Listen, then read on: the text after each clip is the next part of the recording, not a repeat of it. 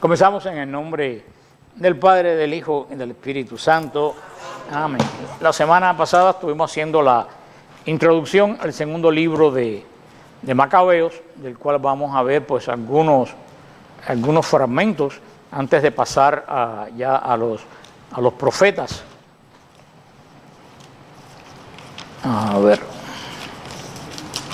segundo libro de los Macabeos, aquí estamos en el capítulo 1. Bueno, el prefacio, vamos a empezar, segundo Macabeos. Sí, dice el capítulo 1, dice así. Acuérdense que le dije que el libro de los Macabeos está constituido por diferentes cartas que se fueron aunando.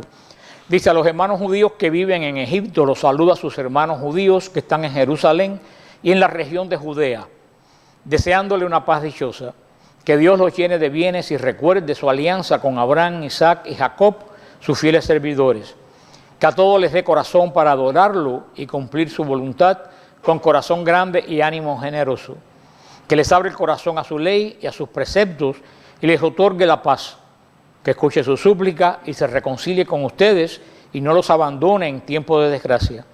Esto es lo que estamos ahora pidiendo por ustedes. Ya en el año 169, en el reinado de Demetrio, nosotros los judíos le escribimos así: en lo más grave de la tribulación que ha caído sobre nosotros en estos años, desde que Jasón y sus partidarios traicionaron la tierra santa y el reino, incendiaron el portón del templo y derramaron sangre inocente, suplicamos al Señor y hemos sido escuchados. Hemos ofrecido un sacrificio con flor de harina, hemos encendido las lámparas y presentado los panes. También ahora les escribimos para que celebren la fiesta de las tiendas en el mes de Quisleu. Es el año 188. Que el Señor añada bendición a su palabra. En esta primera carta que mandan los judíos de Jerusalén a sus hermanos de Egipto, que están en Alejandría, sobre todo comienzan pues deseándole la paz, shalom, que es la forma judía siempre de saludar.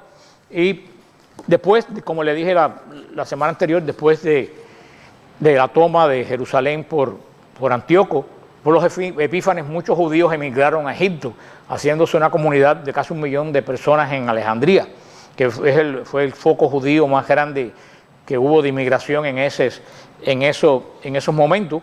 Y hacia el año 170 a.C., el hijo de Onías III se refugió en Egipto, cerca del Cairo, y créanlo o no, construyó un templo tomando por modelo el templo de Jerusalén, cerca del Cairo. De ahí ha habido una cierta confusión cuando la gente anda buscando el Arca de la Alianza. Entonces, documentales que han hecho en EWTN que dicen que es posible que el arca haya estado en Egipto, porque ¿cómo es posible que haya un templo en Egipto cuando el templo solamente se hacía alrededor del arca? Pero parece que yo no he leído el libro de los Macabeos, porque este templo lo hicieron independiente del arca. Cuando hicieron este templo, el arca se había perdido hacía tiempo. Este es hijo de sacerdote judío que se mudó para Egipto, quiso levantar un templo parecido al de Jerusalén. Fue una iniciativa sacerdotal. Sin embargo, la gente de Jerusalén, por supuesto, vieron con muy malos ojos que hicieran un templo, y más por un levita, no era ni siquiera sacerdote. ¿Por qué? Porque se oponía a la ley del único santuario que dictó el Señor en Deuteronomio 12. Por eso que escriben tratando de que cambien esa idea, que no levanten, no sigan con ese templo, que es el único caso que se ha visto de un segundo templo judío que estuviera en Egipto. Por eso vamos al 1:18. 1:18 dice: a punto de celebrar, también les recordó, como yo les dije, que a los judíos que están en Alejandría les insiste que celebren la fiesta de los tabernáculos. ¿Por qué? Porque es una fiesta nueva, una fiesta que los judíos de Alejandría no conocían, una fiesta que vino después de la restauración de la profanación del templo de Jerusalén. Por eso le digo, esta fiesta que es nueva, celébrenla. La fiesta de los tabernáculos nunca fue una fiesta principal. La fiesta de los tabernáculos, o Hanukkah, como lo conocemos no el tabernáculo de las tiendas, sino la de Hanukkah, que ellos le llaman aquí la de los tabernáculos. La Hanukkah nunca fue una gran fiesta judía, siempre fue de las fiestas menores. No era necesario subir a Jerusalén ni nada para celebrar esta fiesta. Nunca fue una gran fiesta hasta que siglo XX o siglo XIX o XX los judíos le empezaron a dar mayor realce para de cierta forma oponerla a la Navidad. Pero como los niños cristianos recibían juguetes en Navidad y todo eso, pues entonces los niños judíos pues se sentían que no le daban juguetes. Entonces, como en Hanukkah se dan juguetes, pues volvieron a darle énfasis a la fiesta del Hanukkah, donde se reparten juguetes y unos trompos especiales para ellos jugar. Ahora sigue informando a la gente de Egipto. Dicen el 18, a punto de celebrar en el 25 de Quisleu, ¿se acuerdan? 25 el equivalente del mes de ¿qué? De diciembre, la purificación del templo. Nos ha parecido conveniente informarles para que también ustedes lo celebren como la fiesta de las tiendas y del fuego aparecido cuando ofreció sacrificio a Nehemías, el que construyó el templo y el altar. Pues cuando nuestros padres fueron llevados a Persia, los sacerdotes piadosos de entonces, habiendo tomado luego del altar, lo escondieron secretamente en una concavidad semejante a un pozo seco, en que tan seguro lo dejaron que el lugar quedó ignorado por todos. Pasados muchos años, cuando a Dios le plugo, Nehemías, enviado por el rey de Persia, mandó que buscaran el fuego los descendientes de los sacerdotes que le habían escondido. Pero como ellos informaron que en realidad no habían encontrado fuego, sino un líquido espeso, él les mandó que lo sacaran y trajeran. Cuando estuvo dispuesto el sacrificio, Nehemías mandó a los sacerdotes que rociaran con aquel líquido la leña y lo que habían colocado sobre ella. Cumplida la orden y pasado algún tiempo, el sol, que antes estaba nublado, volvió a brillar. Y se encendió una llama tan grande que todos quedaron maravillados. Mientras se consumía el sacrificio, los sacerdotes hacían oración. Todos los sacerdotes con Jonatán que comenzaban y los demás como Nehemías respondían. La oración era la siguiente: Señor, Señor Dios, Creador de todo, temible y fuerte, justo y misericordioso, tú eres Rey único y bueno, tú solo generoso, solo justo, todopoderoso y eterno, que sabe y abominados. Siempre tenía que arder. Lo hacían los sacerdotes cuando se levantaban por la mañana, eran con unos rastrillos grandes, era quitar las cenizas de arriba de las brasas del altar y soplar y avivar el fuego del altar. Eso es lo primero que hacían en cuanto se levantaban, porque por la noche las cenizas caían sobre el fuego y lo podía apagar. Por la mañana, temprano, antes que saliera el sol, quitaban las cenizas y avivaban el fuego, y así el fuego se mantenía por siempre pues encendido para los sacrificios de día, sobre todo los dos sacrificios del sumo sacerdote que hacía al día. Por eso pues se cree que este es el fuego a quien se habla, el fuego este que no se debía apagar y que se encontró en este altar que habían pues escondido los sacerdotes. Y también pues habla de alguien conocido nuestro, de Nehemías, exalta la personalidad de Jeremías, levantándolo delante del pueblo como lo que fue, como el gran caudillo nacional, el hombre que reconstruyó el templo. Y también pues habla sobre la oración, una oración muy hermosa, si ustedes la pueden leer, una verdadera oración hermosa del pueblo judío. Yo creo que en esta oración se empieza a sentir más la influencia del cristianismo. No se parece a muchas oraciones anteriores, suena más a nuestra época, las oraciones de... Por supuesto que hay 40 pues, suposiciones sobre cómo se prendió, que se hizo, calentó la nafta, pero bueno, eso que a todo el mundo le va a buscar siempre alguna explicación. Nosotros nos atenemos a lo que dice pues el libro. Único dato que tenemos de que esto haya ocurrido, tiene sentido porque si el fuego no se podía apagar, pues ellos, me imagino que lo primero que hicieron fue ver cómo podían volver a prender el fuego. Y se encontraron este recipiente, y me imagino que ellos se imaginarían que este recipiente era con lo que ellos habían prendido el fuego, porque estaba condensado. Parece que ya estaba pues de mucho tanto tiempo guardado ahí, y con eso volvieron a prender el fuego del altar. O sea que no fue fuego nuevo, pero fue con lo mismo que se había prendido Anteriormente así estuvo ya pues, el fuego ardiendo hasta que los romanos destruyeron el templo. Ahora vamos al segundo capítulo que es muy interesante para nosotros históricamente. Dice en el 2:1. Se encuentra en los documentos que el profeta Jeremías mandó a los deportados que tomaran fuego, como ya se ha indicado, y como el profeta, después de darle la ley, ordenó a los deportados que no se olvidaran de los preceptos del Señor, ni se desviaran en sus pensamientos al ver ídolos de oro y plata y las galas que lo envolvían. Entre otras cosas, los exhortaba a no apartarse la ley de sus corazones. Se decía también en el escrito, como el profeta, después de una revelación, mandó a llevar consigo la tienda y el arca. Y cómo salió hacia el monte donde Moisés había subido para contemplar la heredad de Dios. Y cuando llegó, Jeremías encontró una estancia en forma de cueva. Allí metió la tienda y el arca y el altar del incienso, y tapó la entrada. Lo vieron algunos de sus acompañantes para marcar el camino, pero no pudieron encontrarlo. En cuanto Jeremías lo supo, los reprendió diciéndoles: ese lugar quedará desconocido hasta que Dios vuelva a reunir a su pueblo y le sea propicio. El Señor entonces mostrará todo esto y aparecerá la gloria del Señor y la nube, como se mostraba en tiempo de Moisés.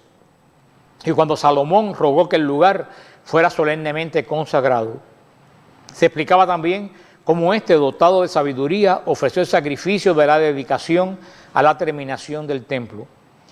Cómo Moisés oró al Señor y bajó del cielo fuego que devoró las ofrendas del sacrificio. Así también oró Salomón y bajó fuego que consumió los holocaustos. Moisés había dicho: la víctima por el pecado ha sido consumida por no haber sido comida.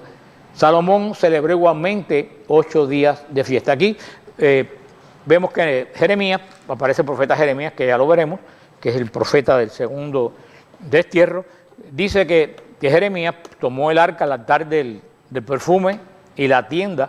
Me imagino que se referiría a la tienda que ellos usaban en el desierto, que la tendría, me imagino, guardada en un lugar santo. Y aquí nos dice algo muy interesante, que lo escondió en el monte donde Moisés había subido para contemplar la heredad de Dios. ¿Qué monte es ese? El monte Nebo. O sea que todo el mundo anda buscando el arca por alrededor de Jerusalén, y los macabeos nos dicen bien claro que el arca Jeremías la puso en el monte Nebo. Yo hasta ahora no he oído decir a nadie que hayan hecho excavaciones en el monte Nebo buscando el arca. Han ido hasta Egipto buscando el arca, pero nadie se ha dirigido al monte Nebo. Yo creo que esto debe tener algún valor histórico, esto que dice, que Jeremías llevó el arca, y tiene un poco sentido porque la sube a las montañas de lo que es hoy Jordania, porque los persas venían por el llano y él lo sube a las montañas. Los autores de esta carta, que es quien la están haciendo, refieren noticias que ellos encontraron en antiguos documentos que no forman parte de los libros canónicos, pero me imagino que eran parte de la historia de Israel. Y por eso lo que sabemos es que Jeremías, para evitar la profanación, llevó estos elementos allí. Como dice aquí, cuando ellos lo escondieron, que volvieron para marcar el lugar, no encontraron el lugar. Hay una pregunta que yo me hago, sinceramente yo no lo sé. ¿No se miente el arca cuando regresó Nehemías? Cuando Nehemías regresa, se recuerda que dieron un inventario de las cosas que traían. No traían el arca.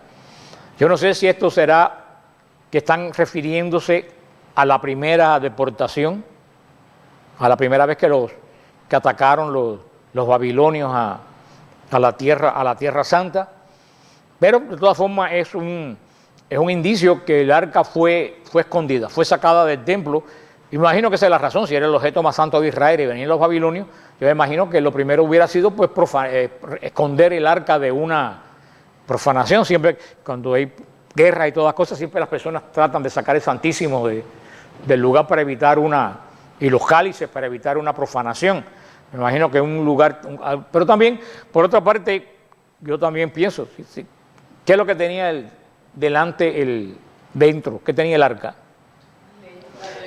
El pacto, las leyes, el pacto de Dios. Israel incumplió el pacto. ¿Qué falta hacía tener las leyes? Si las leyes habían sido totalmente violadas. ¿Para qué eran los sacrificios? Para pedir perdón por las leyes violadas. Pero si Israel continuamente estaba violando las leyes. Así que yo creo que esto que se perdió el arca fue la decisión del Señor, que si Israel, como cuando ustedes compran el carro y no lo pagan, ¿qué es lo que viene? La grúa y se lo lleva. Bueno, yo creo que esta fue la grúa de Dios. Esta gente no cumplían con el pacto y el Señor vino y se llevó el arca. Tú no pagaste el carro, te llevaron el carro, porque tú incumpliste el contrato con el banco. Israel no cumplió con Dios, ¿para qué quieren el arca? Un objeto nada más para tener una falsa seguridad, porque los judíos tenían su interés y su seguridad puesta en el arca, pero la seguridad de Israel no era el arca, la seguridad de Israel era cumplir la ley. Pues, o sea que el arca en cierta forma se convirtió también un poco de un objeto, no de idolatría, pero sí de seguridad para Israel. No nos va a pasar nada porque tenemos el arca. Y recuérdense que cuando Israel pedía reyes, en los libros de Samuel, el Señor le dijo, ustedes quieren reyes, les voy a dar reyes, pero el arca no va a volver a pelear por ustedes. O sea que hay mucho tiempo que el arca era un artículo devocional, solamente que recordaba el pacto de Dios con Israel y a Israel totalmente. Si algo se dedicó a Israel desde que salió de Egipto fue a romper el pacto. Ese era el deporte nacional, romper el pacto de Dios. O sea que el arca llegó a ser un objeto totalmente inútil. Por eso desde que se restableció el templo de Nehemías, el culto de Israel pasó a ser un culto vacío. Porque ¿cuál era el centro del día de la expiación? El día de Yom Kippur, el día de la expiación, ¿cuál era el centro de todo? El arca. El arca, porque recuérdense que el animal no era lo importante en el sacrificio. Lo importante en el sacrificio, ¿qué cosa era? La sangre. La sangre. ¿Y la sangre dónde se rociaba la sangre? En el techo del arca. Por eso, al no haber arca, ya no tenía sentido los sacrificios de expiación. ¿Qué es lo que quedó detrás de la cortina? La piedra donde estaba puesta encima del arca. Había una piedra que era más bajita que esta, que los judíos le decían la piedra angular. De ahí sabemos que la piedra que desecharon los arquitectos ahora la piedra angular. Porque era la piedra base de Israel. ¿Por qué era la piedra base de Israel? Porque encima de esa piedra reposaba el arca, que era la seguridad de Israel. Después que el arca se perdió, cuando el sumo sacerdote entraba detrás de la cortina el día de Yom Kippur, ¿dónde echaba la sangre? Arriba de la piedra. No había arca, tiraba la sangre encima de la piedra. Y eso es un gran símbolo, porque ¿se acuerdan lo que decía el profeta Isaías? Cambiaré el corazón de piedra por un corazón nuevo. El corazón de Israel se había vuelto ¿de qué? De piedra. Por eso la expiación ya no resultaba efectiva ni agradable a Dios. No estaba el arca, lo que había era, tú no cumpliste con mi pacto, tú te has vuelto una piedra. Y la sangre caía sobre la piedra. O sea, un culto totalmente vacío, totalmente vano. No estar el arca, a no ver el pacto, ya el culto no tenía nada que ver. Porque el culto estaba relacionado al pacto. ¿Para qué eran los sacrificios? Para pedir perdón por las transgresiones, ¿a qué? Al pacto. Todo el sistema sacrificial del Levítico es un sistema sacrificial para reconciliar a Israel con Dios. Cuando Israel incumplía el pacto. Cuando Israel ya dejó de cumplir el pacto totalmente, ya de que servía el sistema sacrificial. Para tranquilidad de la gente. Es como para la gente que se pone un azabache a los niños para que no le hagan mal de ojo. ¿Lo ayuda con mal de ojo? No, pero los padres cogen una cierta seguridad de que no le va a pasar nada, lo cual es totalmente... Así pasó con el culto de Israel. Porque acuérdense que los sacrificios de Israel perdonaban una serie de pecados, había otros pecados que no se perdonaban. Los pecados que perdonaba el culto de Israel eran los pecados que tú habías cometido sin darte cuenta. O sea, que no eran pecados.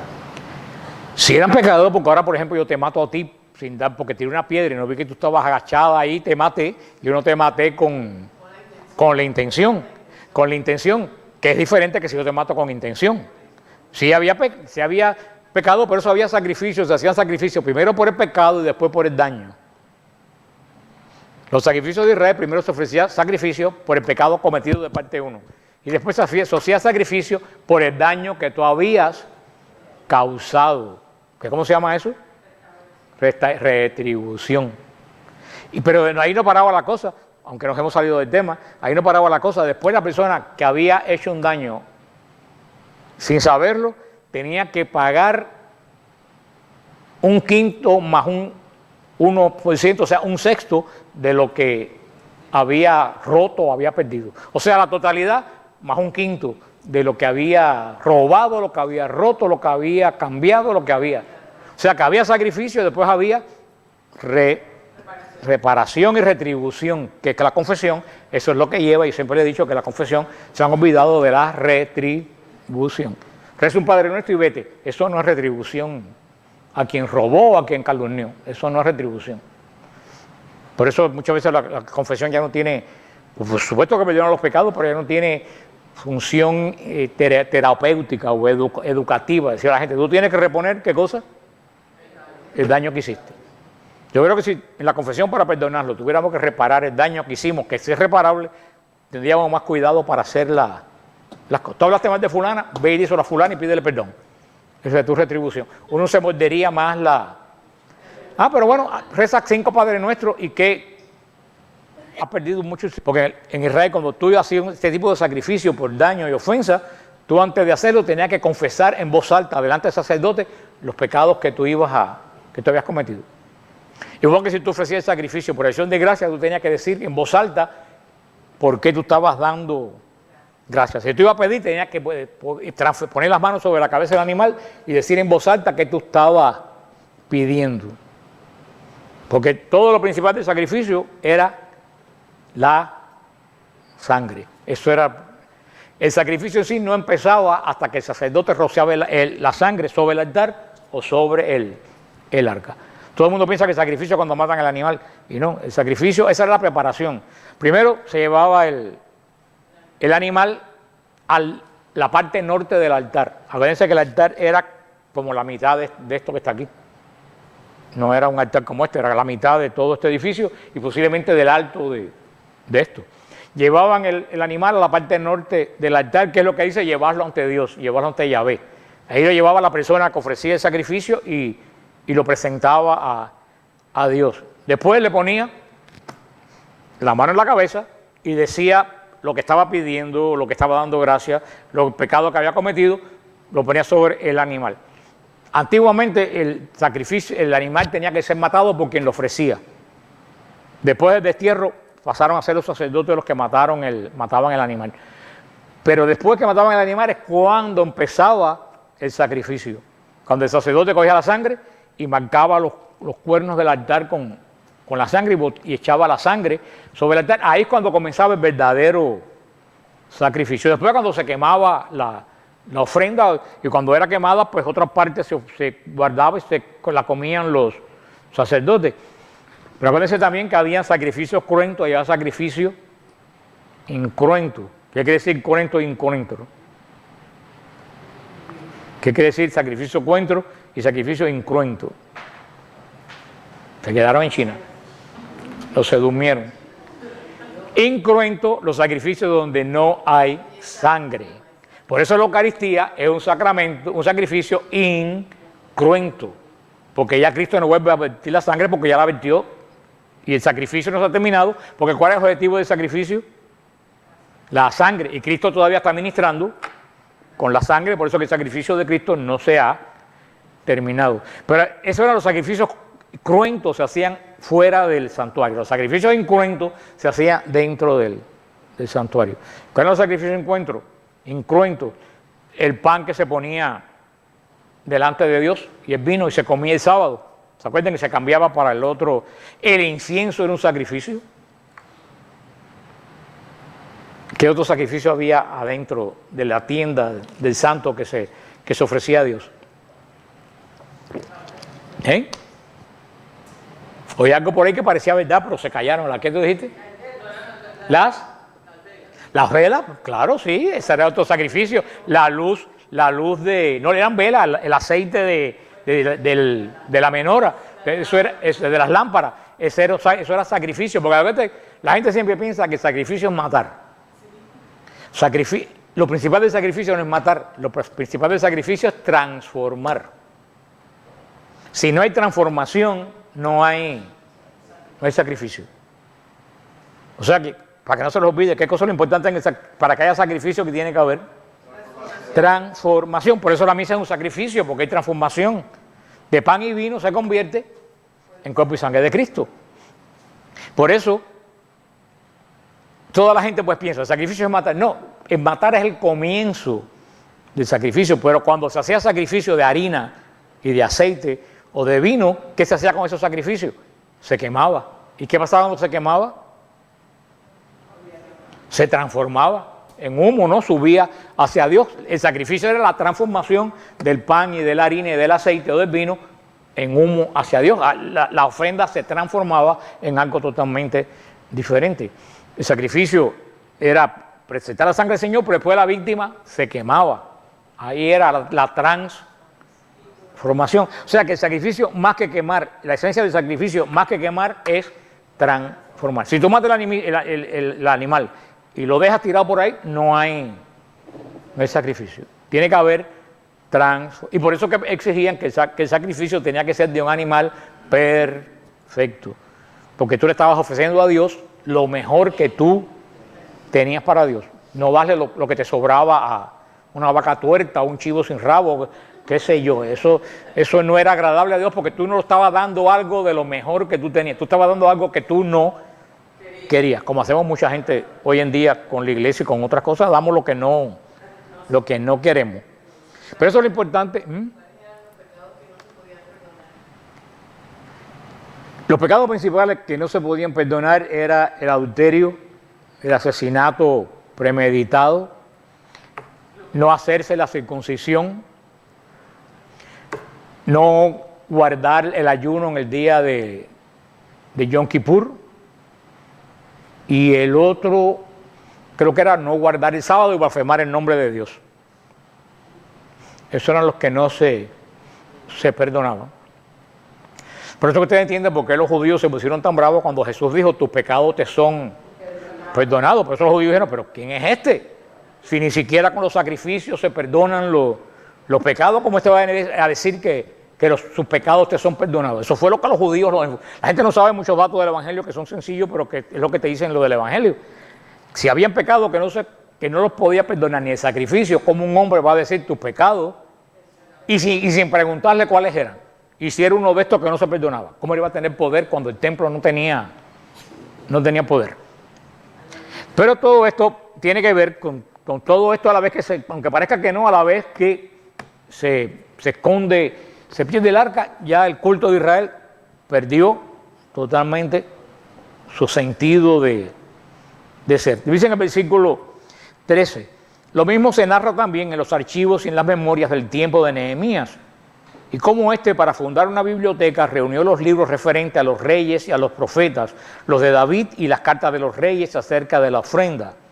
De igual modo, Judas reunió todos los libros dispersos a causa de la guerra que sufrimos, los cuales están en nuestras manos. Por tanto, si ustedes tienen necesidad de ellos, envíen a quien se los lleve.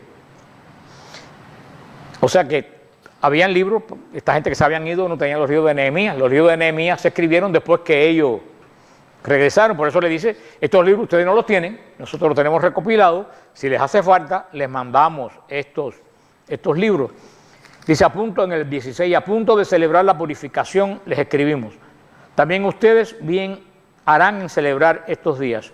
El Dios que salvó a todo su pueblo y que a todos otorgó la heredad, el reino, el sacerdocio y la santidad, como había prometido por la ley.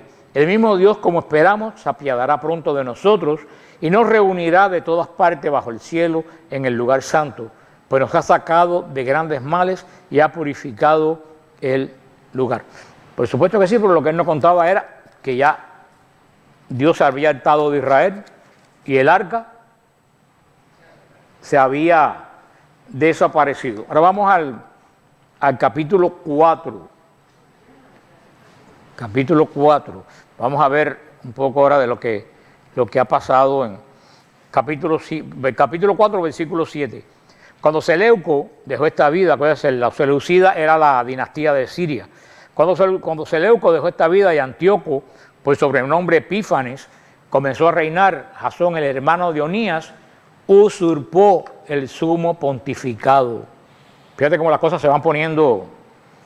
Después de haber prometido al rey en una conversación 370 talentos de plata y 80 talentos de otra renta. Vemos como ya la cosa va en picada y para abajo. Para ser sumo sacerdote tenía que ser descendiente de Aarón. Ya vemos que ahora ya están comprando el puesto de sumo. O sea, ya no solo no tienen el arca, ahora están comprando el puesto de sumo. Hermano, cuando la cosa va mal, rueda con lo que cuesta construir y lo fácil que es. Un árbol para crecer, hay veces que se mete 15 años. Tú coges un hacha y lo tumbas en 10 minutos. Qué fácil se destruye y qué trabajo da construir algo. Esto llegó hasta el punto que cuando llegó Jesús, ¿quiénes tenían el monopolio del sacerdocio? Anás y Caifás. Algo nunca visto. Un año Anás era sacerdote y al otro año era Caifás. Al otro año volvía Anás y al otro año volvía Caifás, que eran suegro y yerno. A eso llegó el culto de Israel. Ahora, pero yo pregunto, a pesar de todo esto, ¿Dios le quitó la promesa a Israel? No, y el Mesías vino. Porque cuando Dios da una promesa, aunque uno la incumpla, te da palo por lo que la incumpliste, pero la promesa Él la cumple. Porque cuando Dios no se contradice cuando da una promesa. Pero vemos ya cómo lo que vimos ya en Cristo, que era un desafuero total, que era todo un culto externo, un templo impresionante, un culto impresionante, ya vacío. Esto ya 150 años antes de Cristo, ya esto empezó a declinar. El arca perdida, el sacerdocio comprado. Y lo que le pagó fue una enormidad. Un talento de plata era una cantidad enorme, millonaria hoy en día. Fíjate, se comprometía además a firmar el pago de otros 150 si le concedía la facultad de instalar por su propia cuenta un gimnasio y una efebia, así como la de inscribir a los antioqueños en Jerusalén. O sea que para cómo, yo voy al gimnasio, pero esto no es el gimnasio que se hablaba en esa época. En los judíos esto era una costumbre griega, decía efebía. Efebía era porque a los gimnasios iban los muchachos, los efebos, los muchachos jóvenes, es los que iban al gimnasio. Pero el gimnasio no solo era hacer ejercicio, era también de estudiar retórica, era como una universidad, pero integral. Hacían deporte, se hacía de todo, pero él estaba muy ligado al paganismo. Fíjate que este sumo sacerdote compra el sacerdocio, ¿qué hace? Permiso para hacer un gimnasio en Jerusalén. Ustedes ven que los helenistas volvieron otra vez está otra vez en la furia los helenistas con Jerusalén. Con el consentimiento del rey, con los poderes en su mano, pronto cambió las costumbres de sus compatriotas, conforme al estilo griego. Suprimieron los privilegios que los reyes habían concedido a los judíos por medio de Juan, el padre de Eupólemo, el que fue enviado en embajada a los romanos para tratar de amistad y alianza, ¿se acuerdan? Abrogando las instituciones legales, introdujo costumbres nuevas contrarias a la ley. Así pues, fundó a su gusto un gimnasio bajo la misma Acrópolis e indujo a lo mejor de la juventud a educarse bajo ellos. Era tal el auge del helenismo y el progreso de la moda extranjera a causa de la externa perversidad de aquel Jasón, que tenía más de impío que de sumo sacerdote. Lo peor del caso es que el Jasón era el sumo sacerdote. Era el que estaba promoviendo todo lo opuesto a lo que Dios había mandado a Israel. Y lo peor del caso es que este gimnasio estaba muy pegado al templo. El gimnasio y el templo estaban prácticamente uno al lado del otro. O sea que fue una proclamación en forma mayor. Después sigue hablando, ya lo vimos porque esto está hablando de la parte anterior, cuando Antíoco entró a Jerusalén, cuando mataron a Onías, cuando mataron la muerte de Onías, la revuelta, esto es más o menos lo que nosotros hemos visto, leímos anteriormente, el saqueo del templo, todo esto, el establecimiento de cultos paganos, vamos a ver en el 6 y ya vamos a terminar. En el 6 dice: poco tiempo después el rey envió al ateniense Geronta para obligar a los judíos a que desertaran de las leyes de sus padres y a que dejaran de vivir según las leyes de Dios, y además para contaminar el templo de Jerusalén, dedicándolo a Zeus olímpico, y al de Garizim a Zeus hospitalario, como lo habían pedido los habitantes del lugar. Este recrudecimiento del mal era para todos penoso e insoportable. El templo estaba lleno de desórdenes y orgías por parte de los paganos, que holgaban con meretrices y en los atrios sagrados andaban con mujeres y hasta introducían allí cosas prohibidas. El altar estaba repleto de víctimas ilícitas. Esto fue lo que nosotros vimos ya en la época de cuando Antíoco pues profanó el templo de Jerusalén. Aquí en el capítulo 6 nos da una visión de cómo el templo de Dios fue profundamente profanado. Por eso tuvo tanto que hacer para volver a este templo, para volverlo a reconsagrar. Y vamos a terminar con este capítulo 7, que es el que más nos interesa, que es el céntrico, que más ustedes han oído hablar de este libro de Macabeos. Dice: sucedió también que 7 hermanos, apresados juntos con su madre, eran forzados por el rey, flagelados con azotes y nervios de buey, a probar carne de cerdo, prohibida por la ley. Uno de ellos, hablando en nombre de los demás, decía así: ¿qué quieres preguntar y saber de nosotros? Estamos dispuestos a morir antes que violar las leyes de nuestros padres. El rey, fuera de sí, ordenó poner al fuego sartenes y calderas. En cuanto estuvieron al rojo, mandó cortar la lengua al que había hablado en nombre de los demás, arrancarle el cuero cabelludo, cortarle las extremidades de los miembros en presencia de sus demás hermanos y de su madre. Cuando quedó totalmente mutilado, pero respirando todavía, mandó que lo acercaran al fuego y lo tostaran en la sartén. Mientras el humo de la sartén se difundía lejos, los demás hermanos, junto con su madre, se animaban mutuamente a morir con generosidad y decían: el Señor Dios vela y con toda seguridad se apiadará de nosotros, como declaró Moisés en el cántico que atestigua claramente: se apiadará de sus siervos.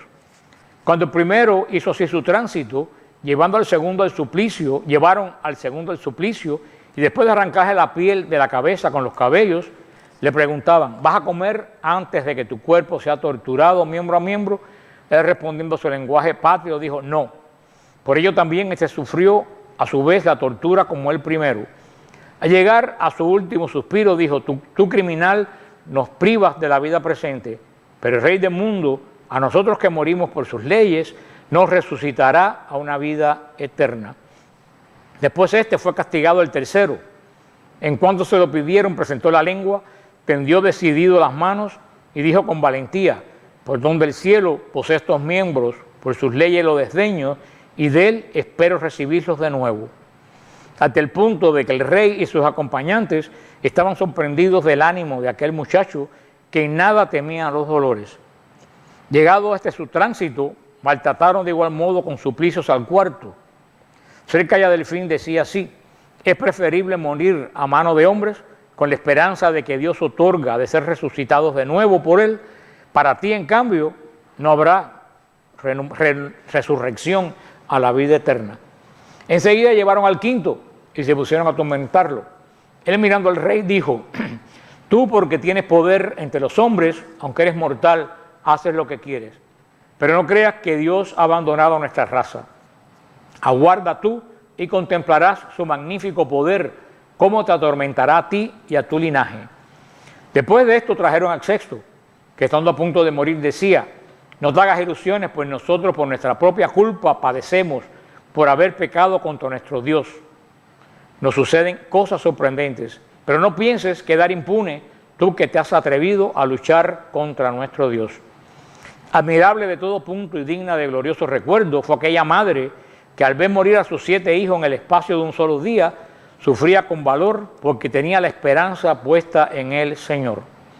Animaba a cada uno de ellos en su lenguaje patrio y llena de generosidad, sentimiento y estimulando con ardor varonil sus reflexiones de mujer, le decía: yo no sé cómo ustedes aparecieron en mis entrañas, ni fui yo quien les regaló el espíritu y vida, ni tampoco organicé yo los elementos de cada uno.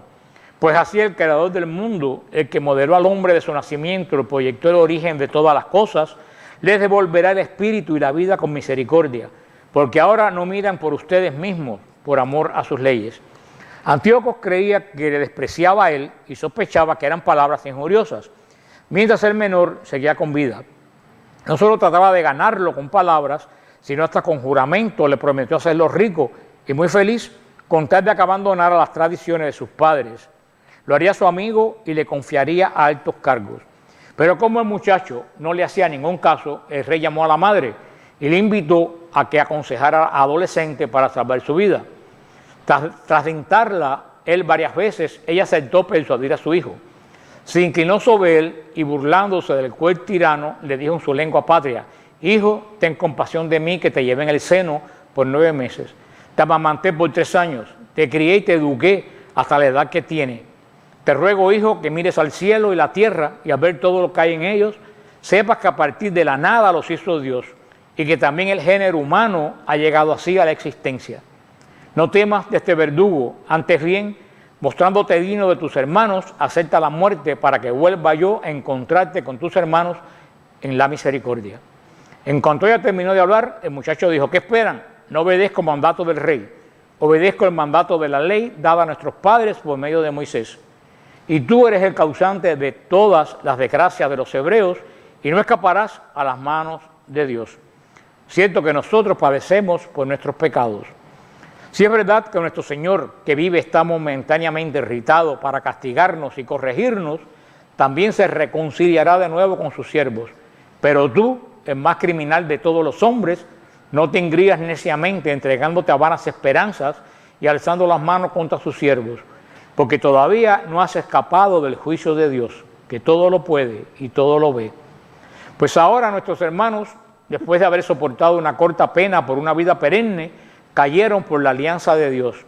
Tú, en cambio, por el santo juicio de Dios, cargarás con la pena merecida por tu soberbia.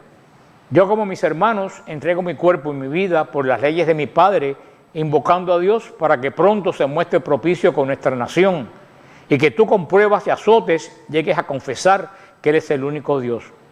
Que en mí y en mis hermanos se detenga la cólera del Todopoderoso, justamente descargada sobre toda nuestra raza.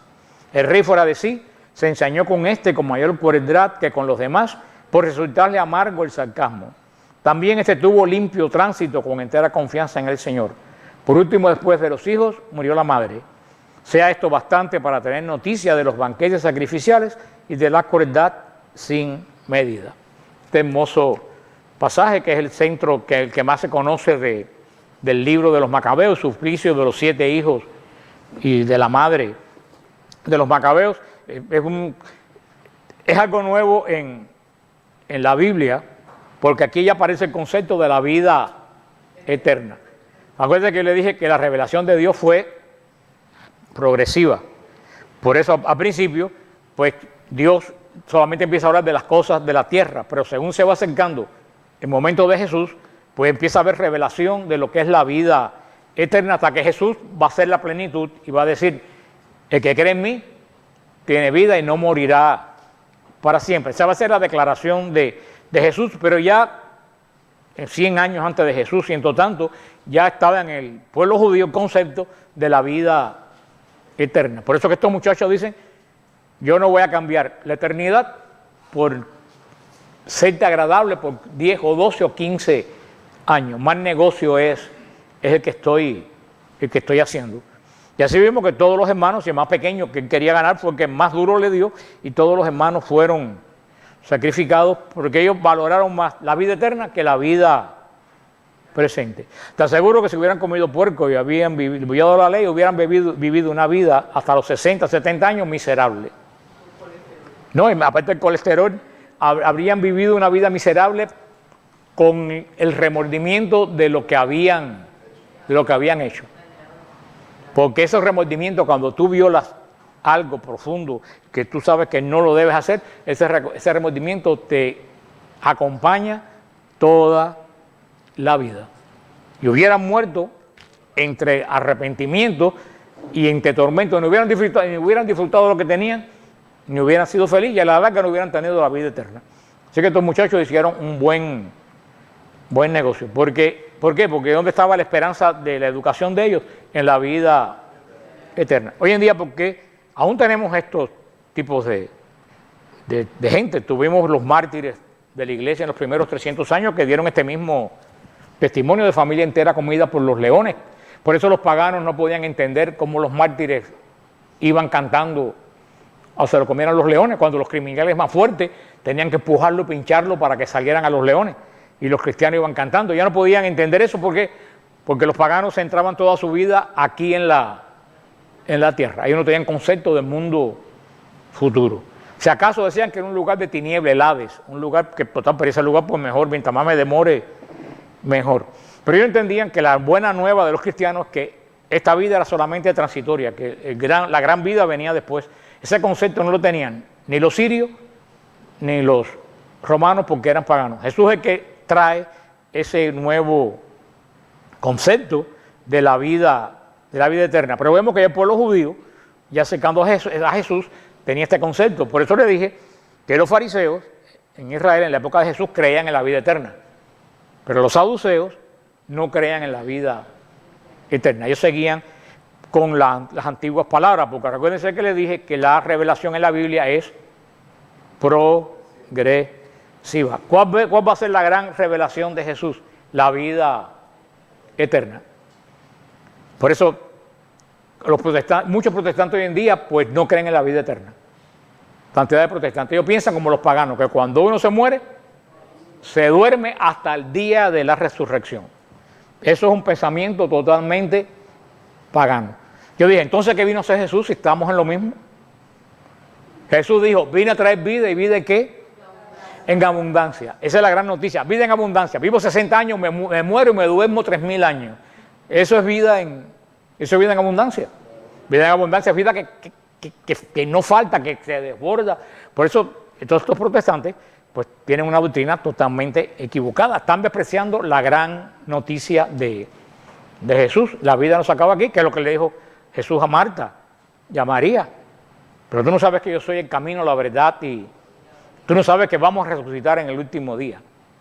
Y Marta va a decir, no, pero es que si tú hubieras estado aquí no se hubiera muerto. Ellas estaban obsesionadas con la muerte temporal. De todas formas, Lázaro resucitó, pero al cabo del tiempo se volvió a morir. Pero verdaderamente hasta en la iglesia hemos sido educados en estos tiempos solamente a fijarnos en las cosas materiales.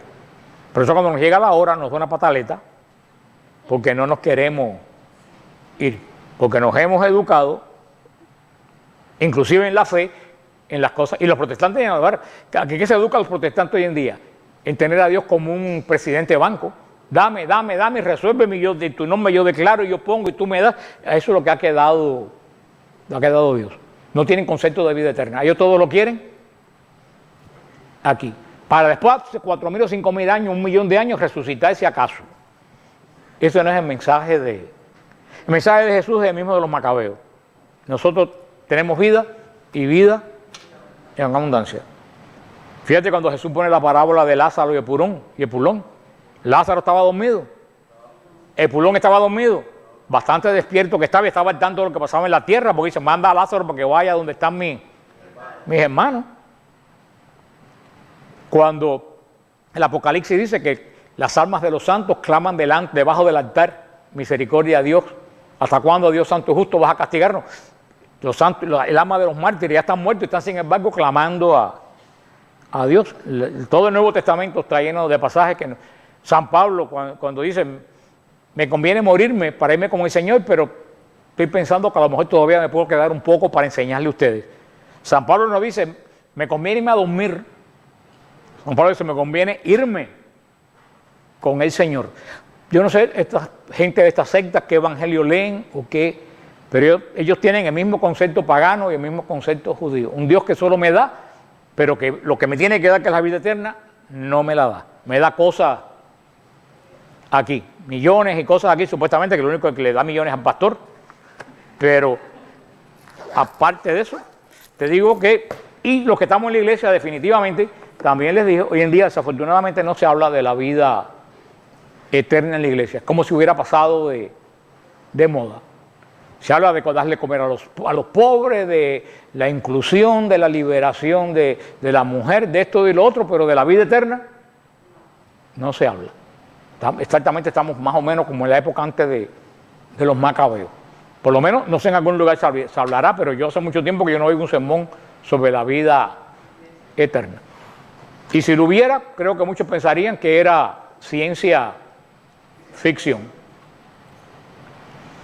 Así que cualquier día se van a levantar con un calor intenso y sin aire acondicionado. Ya no va a haber tiempo para cambiar. En el nombre del Padre, del Hijo y del Espíritu Santo. Amén. Acuérdense, nuestra próxima clase es el 2 de abril. Nosotros nos vamos el domingo para nuestra peregrinación a Roma y Tierra Santa, y después de la Semana Santa. O sea, nuestra primera clase después de hoy es el lunes de Pascua, lunes de Maús. Lunes, cuando el Señor se revela, cuando se lee el Evangelio de Maús en la iglesia. Ese lunes 2 es el lunes que vamos a volver a reunirnos y volver a transmitir las clases por directo. Así que díganselo a los demás hermanos, porque sienta poca gente. Con el día 2 creo que vamos a estar Jorge y yo, y Mildred dormida allá atrás, ¿no? Creo que vamos, y Lucía, que ella está aquí puesta para purgar mis pecados. Vamos a hacer la colecta para terminar la noche. Les quiero hablar de este libro que escribió el padre Rafael Abreu, carmelita. Un libro nuevo que se llama Nombrar para Sanar. Nombrar para Sanar. Él lo acaba de sacar esta semana, Dios lo lanzó en Radio Paz. Es un libro muy actual sobre la sanación, pero lo que siempre el dicho que dice el padre Rafael, lo que no se asume no se redime. O sea que muchas cosas uno tiene que asumirlas primero para que sean. Y dice aquí que muchas cosas tú tienes que nombrarlas y confesarlas para después poder ser sanada. Que mientras tú no asumas eso, tú no vas a ser sanado. Es un libro que era escrito con mucho esfuerzo, muy interesante. Lo venden en la casa de los carmelitas, en la casa de retiro de los carmelitas aquí en Miami. Y Mildred me dijo que en otro lado. Mildred, ¿en qué parte venden el libro? ¿Cómo? Lulo. Lulo.com. Lulu. Ese es Lulú. Poco serio el nombre ese por padre Rafael, pero bueno, está en lulu.com. Este es el libro, lulu.com. Padre Rafael tenía que haber buscado otro lugar donde poner el libro, no en lulu.com, pero bueno. Pero si ya saben, van a lulu.com, compran, cooperan con el padre Rafael y verdaderamente yo me lo acaban de dar ahora, pero me parece que va a ser una gran adquisición este libro, por lo que he visto aquí. Habla del orgullo desmedido, de la indecisión crónica, que es inseguridad, del conformismo. Habla de cantidad de las tendencias suicidas, de la autoimagen herida, relaciones heridas, relación con uno mismo. Es muy bueno el libro. Yo creo que todo el mundo debía leer un libro semejante para encontrar qué es lo que tenemos que asumir para que sea sanado. Vamos a ponernos de pie. Pues terminamos esta noche como la comenzamos, en el nombre del Padre, del Hijo y del Espíritu Santo. Amén. Amado Señor, gracias por tu palabra que es eficaz. Gracias por este segundo libro de los Macabeos, que nos introduce también en esta fe evangélica de la vida eterna. Ayúdanos, Señor, a ser cristianos que caminemos con los pies en la tierra, pero los ojos fijos en el cielo, para saber que nuestro destino no está aquí, que nuestro destino está junto a ti en el reino.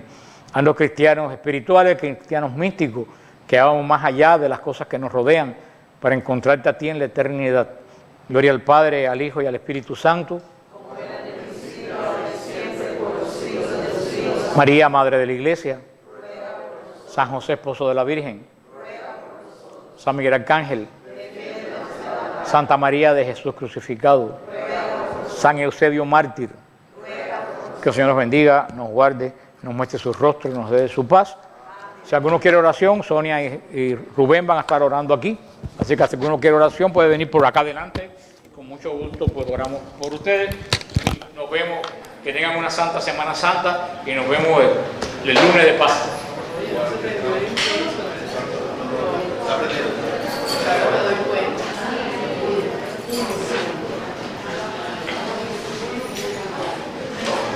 Pues